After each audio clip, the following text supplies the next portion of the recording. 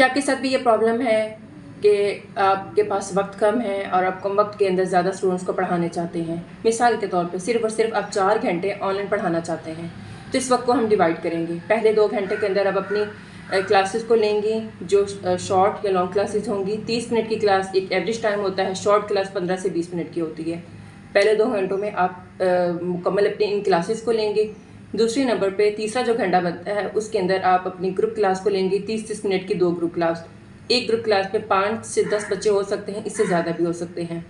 लेकिन याद रखें कि जो ग्रुप क्लास होती है इसकी फ़ीस थोड़ी सी कम होती है।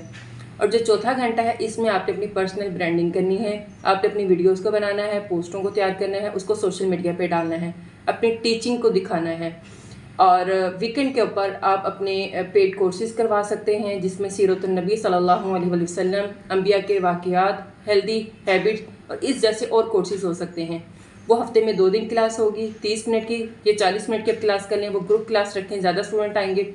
मज़ीद ऐसी टिप्स के लिए आप हमारे पेज को फॉलो करें और हमारे यूट्यूब चैनल को सब्सक्राइब करें, वीडियो को लाइक करें, अच्छा सा कमेंट करें, अपने फ्रेंड और फैमिली में शेयर करें। शुक्रिया।